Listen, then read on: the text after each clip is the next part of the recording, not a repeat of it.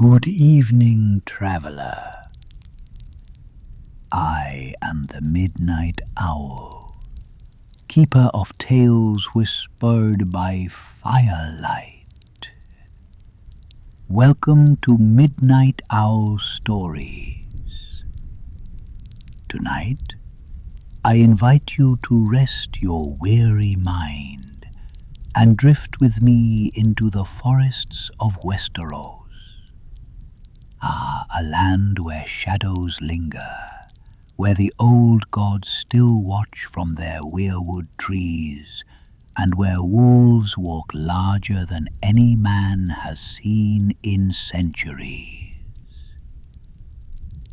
So settle in, close your eyes, breathe deeply, and let the noise of the world fall away. And if you find warmth in these nights by the fire, know that there will always be more stories waiting for you here. This is the Tale of Nymeria, the lost wolf who fled into the wild and became a queen of the forest. The story begins far in the north, on a road that ran beneath the tall pines and snow. It was there, beside the body of a dead stag, that the Stark children found them. 6 direwolf pups, their mother slain. As if by some twist of fate, there was one pup for each Stark child. To Arya fell a she-wolf, fierce-eyed and lean, already restless even as a pup. Arya named her Nymeria, after a warrior queen of old Valyria who led her people across the seas. A fitting name, though none could yet know how true it would become. From that day, girl and wolf were bound. Arya, wild-hearted and untamed, and Nymeria, sharp of tooth and spirit. They ran together in Winterfell's courtyards, slept beside one another in the long hall, and shared food, laughter, and silence. But fate is cruel in Westeros.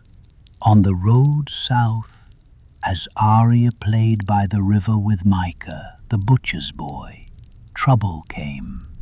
Prince Joffrey, cruel even in youth, sought to torment them. He drew steel, and blood would surely have been spilled. But Nymeria leapt. Her jaws closed on the prince's arm, her fangs tearing skin.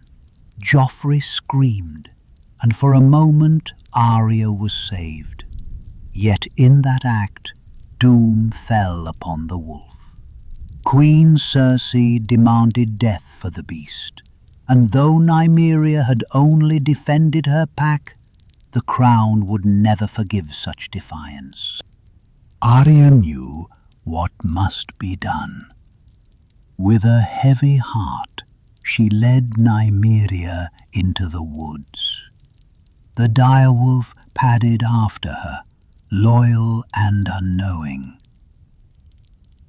Tears streaked the girl's cheeks as she whispered, "Go, please, go." But Nymeria would not. She stayed at her side. So Arya, sobbing, took up stones and threw them, not in hate, but in desperate love. The wolf yelped, confused, betrayed, and then, at last, she fled into the dark of the forest, her paws carrying her away from the only pack she had ever known. Arya was left alone, her heart breaking, never to forget that moment. The Riverlands are no easy home. They are a patchwork of marsh and wood, of rivers and rolling hills, where men war as fiercely as any beast. Into this chaos ran Nymeria. At first, hunters stalked her, thinking her just another wolf. But they soon learned otherwise. She was larger, faster, cleverer. She killed where she wished, vanished when she chose, and left only silence and fear in her wake. In time, others came. Wolves scattered by war, driven from their dens by fire and blood. They smelled her strength, and they followed. And so a pack was born.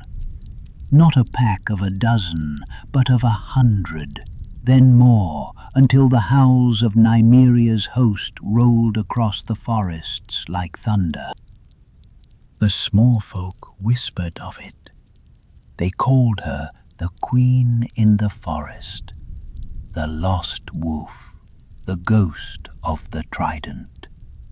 Travellers vanished along lonely roads. Bands of soldiers were found torn apart, their banners shredded, and always the paw prints were larger than a man's hand. But not all tales were dark. There were stories of flocks left untouched, as if spared by unseen mercy, of children lost in the woods who awoke to find themselves ringed by paw prints but never harmed. Nymeria had become more than flesh. She was legend, a shadow that walked beside both fear and wonder. When war came and the Riverlands burned with fire and steel, Nymeria's path crossed men once more. After the slaughter of the Red Wedding, when Lady Catelyn Stark's body was cast into the river, it was Nymeria who found her. Drawn by the scent of blood and grief, she dragged the body from the water to the banks. Some say it was chance. Others whisper it was the bond of pack, that though far apart, the wolves still remembered the Starks as their own. Catelyn's fate from there became stranger still, but that is another tale. Far away, Arya dreamed of her wolf. In restless nights she saw through Nymeria's eyes, felt the wind in her fur, smelled the earth, heard the chorus of her vast pack. Through those dreams she knew Nymeria lived.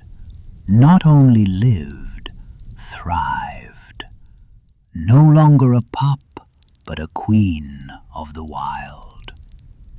And Nymeria too remembered. She dreamed of the girl with the stones, the girl she once walked beside, but she did not return, for she had a pack to lead, and the forest needed her. Years later, in the wars that followed, girl and wolf crossed paths once more. Arya had grown, no longer a child of Winterfell, but a wanderer hardened by blood and shadow, and in the Riverlands, amidst the ruins and woods, she came upon her direwolf again. Nymeria stood tall among the trees, a pack gathered in silence behind her.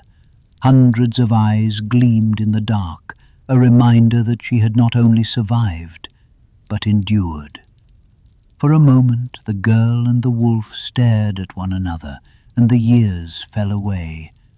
Arya whispered softly, "Come with me, come home. But Nymeria did not move. She turned her head, then stepped back into the forest. She was no longer the pup Arya had once known, no longer meant to walk at a human's side. Her place was here, in the wild, with her kind, answering only to the call of the woods. Arya's eyes softened. She understood.